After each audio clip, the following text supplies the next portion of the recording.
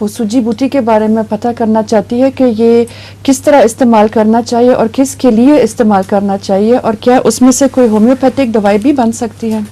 Homeopathic تو میرے علم میں نہیں ہے، مگر سوچی بوٹی کا استعمال یہ ہے کہ کانٹوں والی وہ بوٹی ہوتی ہے، وہ سندھ میں زیادہ پیدا ہوتی ہے، اور سندھ میں اس کا نام ہے ڈراما ہو۔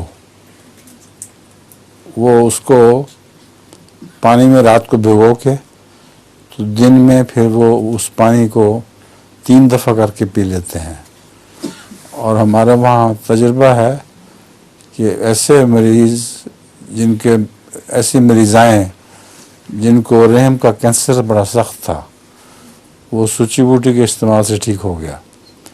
ہمارے ایک بزرگ تھے وہاں، انہوں نے خود اپنی بیوی کے اوپر تجربہ کیا، اور یہ رویا میں دیکھا تھا انہوں نے، بلکہ کشف میں۔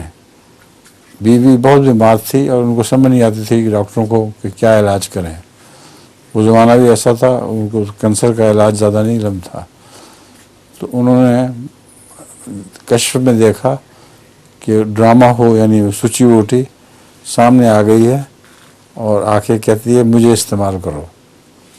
تو انہوں نے صبح اٹھ کے بعد سے سوچی بوٹی پکڑ لی، اور جس طرح میں نے بتایا نا، پانی میں بھگو دیے، دن میں 3 دفعہ وہ گلاس کا پانی اس عورت کو پلایا، اور وہ 1-2 ہفتے میں بالکل ٹھیک ہو گئی۔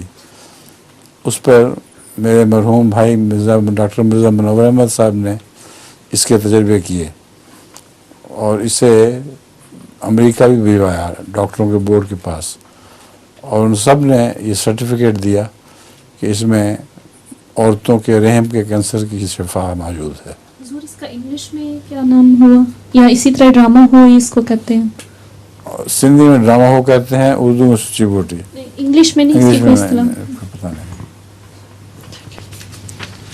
اور لطیفہ بھی ہے جی سنا ہے؟ حضور ایک سکھ ہوتا ہے، وہ بیٹھا ہوتا ہے، اس نے ہاتھ میں لسی کا گلاس پکڑا ہوتا ہے۔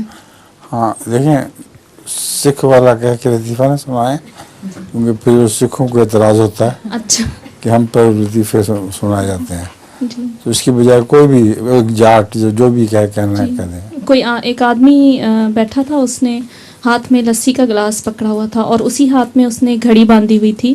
تو دوسرا ایک شخص آتا ہے اور اس سے کہتا ہے کہ جناب آپ بتا سکتے ہیں کہ کیا وقت ہوا ہے؟ کیا؟ ہاں بتا سکتے ہیں کہ کیا وقت ہوا ہے؟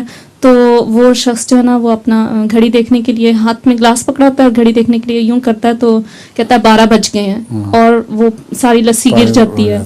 تو دوسرے دن وہی آدمی جس نے پوچھا ہوتا ہے ٹائم، دوبارہ 12 بجے اس کے پاس آتا ہے شرارت سے، تو وہ پوچھتا ہے کہ جناب آج آپ بتا سکتے ہیں اس وقت کیا ٹائم ہوا ہے؟ تو وہ کہتا ہے یہ تو پھر اسی ٹائم پہ آ گیا، تو ہاتھ میں اس نے لسی کا گلاس پکڑا ہوتا ہے، کہتا آج وہ والی بات نہیں ہے، یوں کرتا ہے، وہ پھر گر جاتا ہے، گر جاتا پھر بھی۔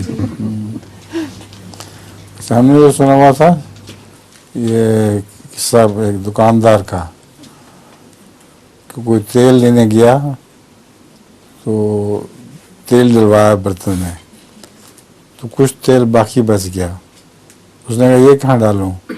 اس نے الٹا دیا کہ پیندے میں ڈال دو، اس میں تیل اس کا سارا گر گیا۔ اس نے کہا اوہ تھوڑا تیل تو گر گیا، اس نے فوراً سیدھا کیا تو پیندے کا تیل بھی سارا جاتا رہا۔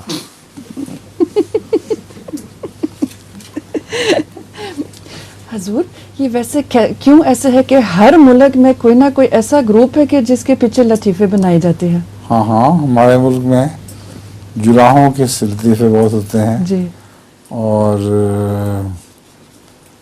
ان کو دادا جن کو کہتے ہیں مراسی، ان کے بھی بڑے لطیفے ہوتے ہیں۔ جرمنی میں بھی گروپ ہے کہ ان کے پیچھے بھی پڑ جاتے ہیں۔ ہاں جی واقعی؟ جی اچھا۔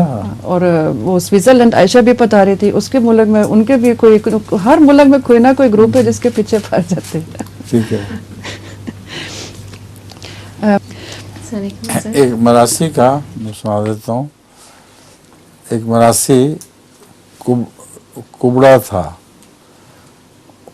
اس کی بہن کے گلر نکلے ہوئے تھے یہاں۔ گلر پتہ کیا ہوتے ہیں؟ سوجا ہوا جو ہوتے ہیں، گٹھلیاں نکلی ہوتی ہیں۔ وہ اپنی بہن کے گھر گیا، تو ان کا رواج ہے کہ جب بہن کے گھر کوئی جاتا ہے तो उसके लिए पिनिया ज़रूर लेके जाता है खाने पीने के लिए। तो उसके हाथ खाली थे, तो वो भी मिरासी की बहन थी।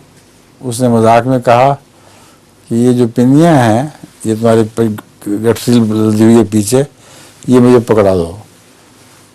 तो मिरासी ने कहा कि बहन पहले अगली तो निकाल है, पहले अगली पिनिया जो रखी हुई है गले की उनको तो नीचे उतार लो। तो मरासी कौम बड़ी मज़ाहिया होती है, दादा कहते हैं उनको पंजाब में। चलें शुरू करें।